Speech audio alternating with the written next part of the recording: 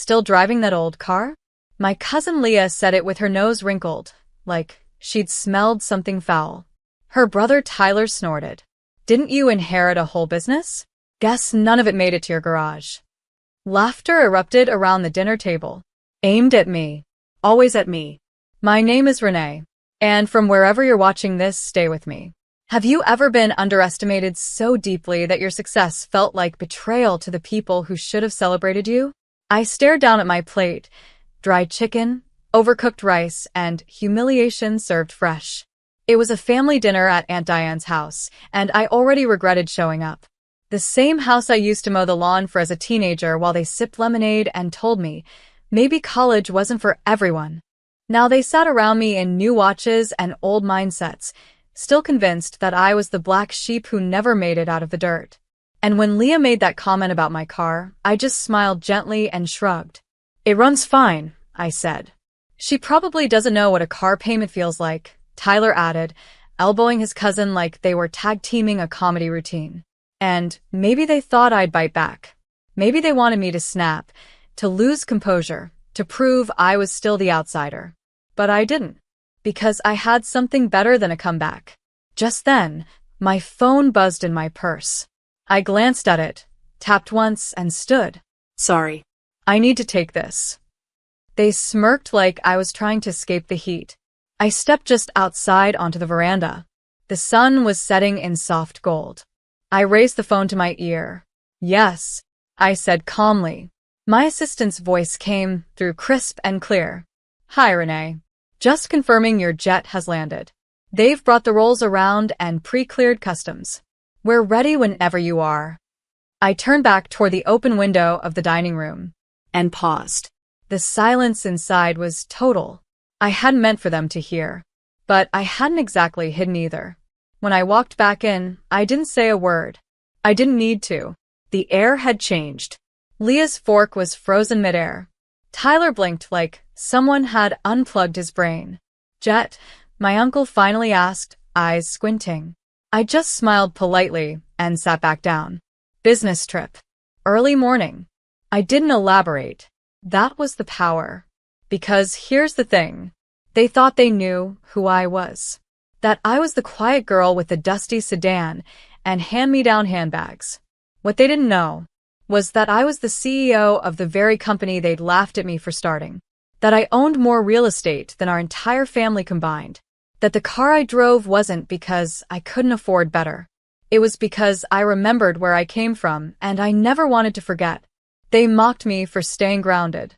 But they were about to learn what it looks like when someone rises in silence. And next, I was going to show them exactly why you never laugh at someone who's still climbing.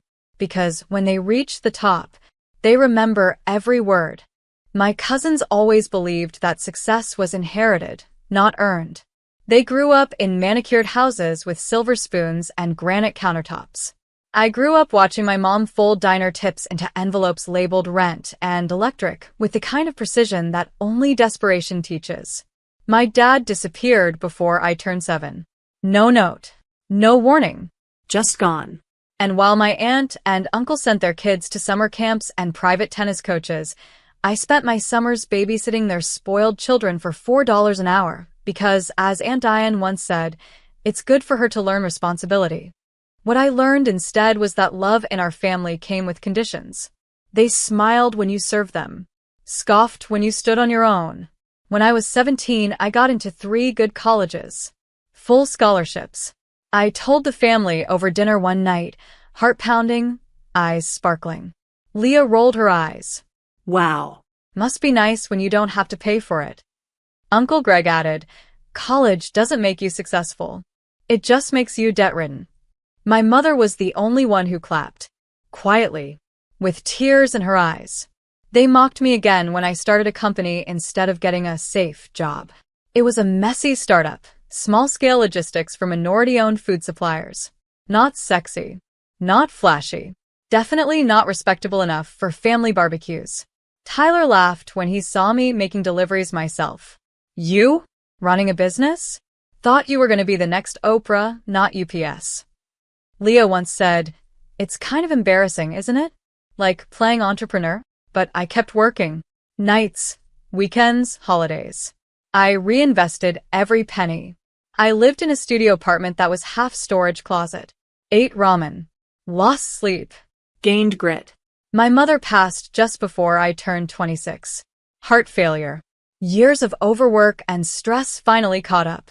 She never saw my first warehouse open. But she did leave me a note I found tucked inside her recipe book. They won't see you coming, baby. And when they do, it'll be too late to catch up. I built the company in her name. Emmy Freight Solutions. Her initials. Her legacy. And in 2 years, I turned it into a multi-million-dollar logistics empire. Private fleet. Global contracts. 27 employees. But I didn't tell the family. Why would I? They had already decided who I was. The girl with a sad backstory, a used car, and unrealistic dreams. I let them believe it. Let them joke. Let them gawk at my old Corolla with peeling paint and a squeaky window. Because to them, that car was proof I hadn't made it. But to me, that car was the steering wheel I gripped every night when I cried behind the wheel after 14-hour shifts.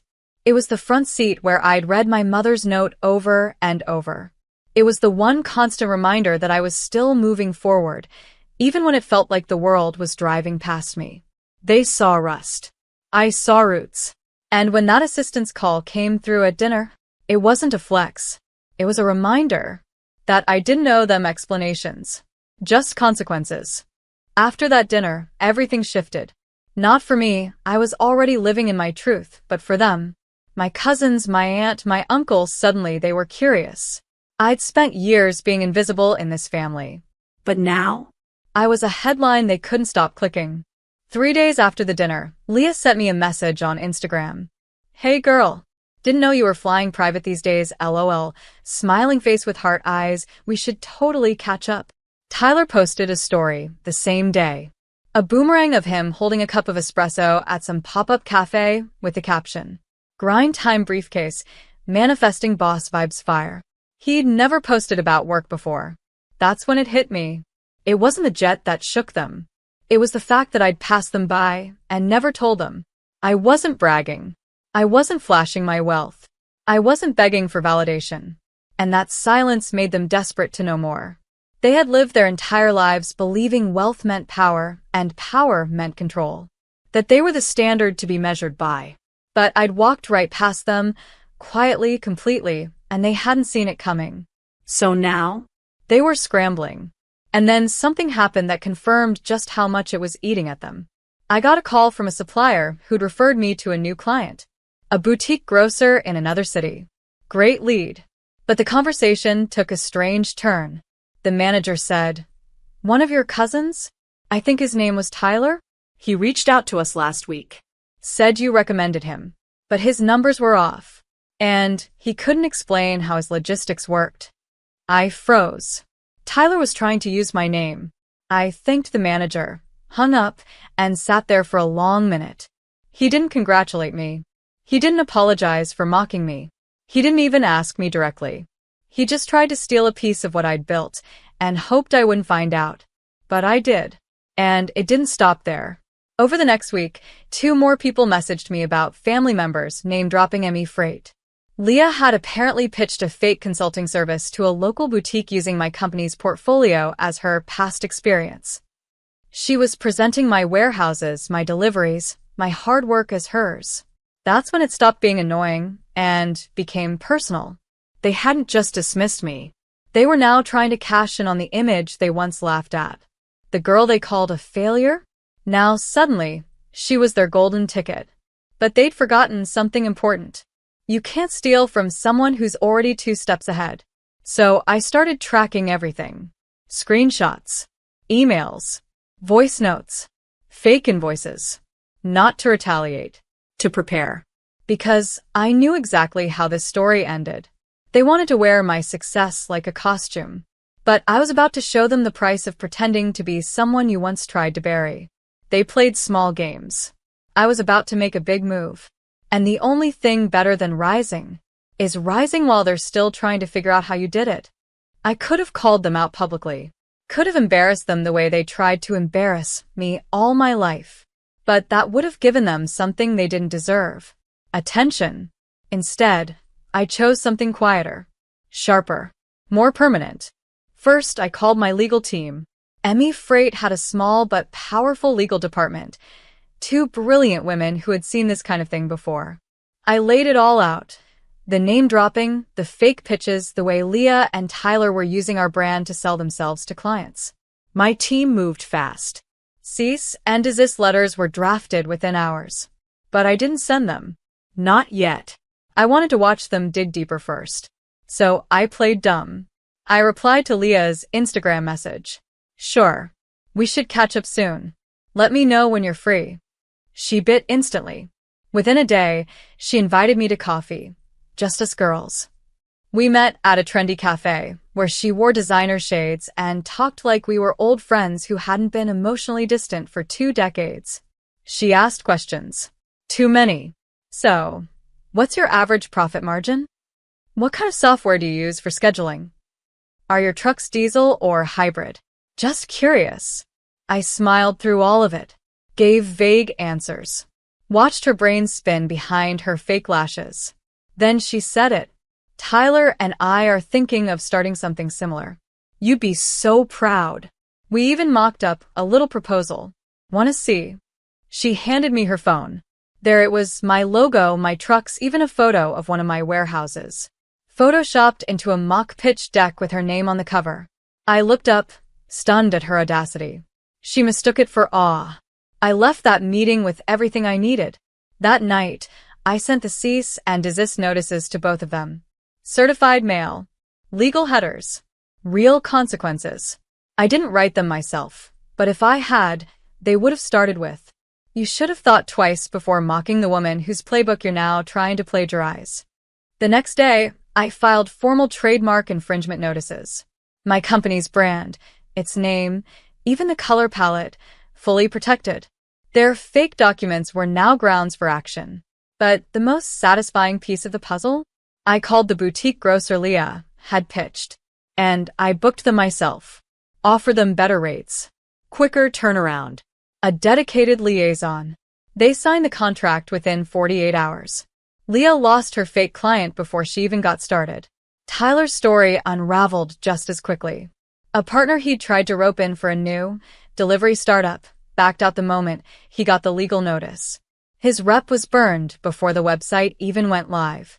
The cousins who once laughed at my rusted car now had to sit in rooms and explain how they'd impersonated the very woman they once called embarrassing.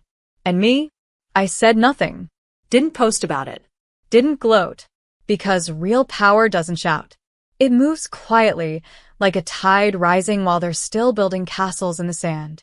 And when it hits, they drown in their own disbelief. They tried to copy the brand. But I am the brand. And this was only the beginning. By the time the legal notices reached their doors, the group chat exploded.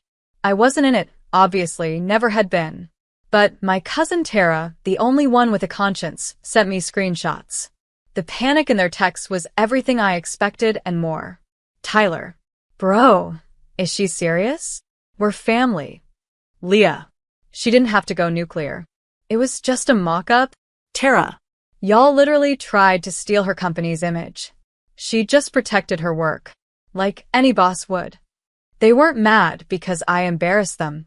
They were mad because I didn't warn them. Because I didn't play the role I was born into, the quiet, grateful girl from the struggling branch of the family tree. The one who took jokes and served casseroles and kept her head down. They didn't expect me to fight back. And they never expected me to win. Tyler tried damage control first. He emailed me, full of typos and backpedaling. Hey cuz, total misunderstanding on the whole logistics thing. Just experimenting with a few ideas. Didn't mean any harm. Hope we can just forget this. I replied once. Thanks for reaching out. My legal team will take it from here. All the best. No smiley face. No warmth. Just corporate precision. Leah went silent. Not a single word. But a week later, I heard through the grapevine she'd canceled a brunch business meeting with 3 boutique owners because her name was now flagged for misrepresentation. One of them was my client now. Meanwhile, my actual business? Thriving. Our expansion was ahead of schedule. I just signed a deal with a luxury food brand for a 5-year transport partnership. I was speaking at 2 conferences that fall, one about women-led entrepreneurship, the other about corporate identity theft and how to protect your brand. Irony? Delicious. But the final blow didn't come from me. It came from my grandmother. She called a family dinner. Another one. Same long table. Same forced smiles. I almost didn't go. But something told me this one would be different. When I walked in, I noticed the energy immediately. Quieter. Uneasy. Grandma stood at the head of the table with her cane, and as soon as everyone was seated, she spoke. "I want to say something," she said. "About Renee." You could hear a pin drop. She started with nothing. She buried her mother too young. And not one of you helped her when she was working double shifts and building something from the ground up. No one looked at me. I heard how some of you laughed. I saw how you talked down to her. And now you want pieces of what she built? You're not family. You're opportunists. Leah turned red. Tyler shifted uncomfortably. And let me be clear, Grandma added. The next time I hear anyone mock her or try to steal from her again, you won't be invited back to this table. Silence. Tense. Burning. Beautiful. I didn't say a word that night. I didn't need to. Because everything they thought I wasn't, powerful, respected, untouchable, was sitting right in front of them. They used to think I didn't belong at that table. But now? I owned the table. And the room knew it. After Grandma's speech, the shift became permanent. Tyler stopped showing up to family events. His pride couldn't handle the spotlight turning away from him. Leah, on the other hand, kept coming, but the glint in her eye was gone. She barely spoke to me, and when she did, her voice was tight, controlled. Like she knew that one wrong word might crack the last shred of dignity she had left. But the fallout didn't stop with them. Their parents, my aunt and uncle, began to feel it too. Clients in their small real estate business started pulling out. A few cited brand confusion after seeing Leah's fake proposals floating around online. Word travels fast in tight professional circles. And in our community, reputation is currency. They tried to spin it, of course. Claimed they were restructuring or focusing on family more. But the truth leaked out in whispers and side eyes. They used Renee's company logo, tried to pass off her fleet as their own. After mocking her for years? It wasn't just embarrassing. It was pathetic. I stayed silent. I posted nothing, said nothing. But the irony echoed through every interaction. At events, people gravitated toward me, not them. At church, people whispered praises about how far I'd come. Even the cousins who used to ignore me now smiled a little too brightly and asked, "So, how's business?" They weren't curious. They were terrified of being next. And Tyler? He finally reached out again. But this time, it wasn't an email. It was a typed letter on actual paper, dropped off at the front desk of my company headquarters. "Renee, I messed up. Big time. I let my ego convince me I could fake what you built. And now everything I was building is gone before it even started. I'm sorry I ever laughed at you. If you ever need anything, I owe you. Big time. T." I read it once, then folded it, and filed it away in a drawer labeled unpaid debts. Because I didn't need his apology to heal. The collapse was never about revenge. I didn't need to burn anything down. I just needed to stand. And the second I did, they began to sink in the hole they dug for me. Meanwhile, my own life bloomed. I opened a second headquarters in Atlanta, hired more women into leadership, launched a mentorship program for young entrepreneurs from underserved communities, kids like I used to be. And every time I got in my old car, that little beat-up Corolla, I smiled. I still drove it. Not out of necessity. Out of principle. Because the engine that once carried me through sleepless nights still ran like it had something to prove. Just like me. So while they scrambled to rebuild what they never really had, I expanded in silence. One contract at a time. One flight at a time. One legacy at a time. And they were stuck where they started. Mocking shadows. Watching the girl they underestimated become the woman they couldn't reach. 6 months later, I stood in the hangar beside my private jet as the wind whipped through my coat and my assistant checked her clipboard with precision.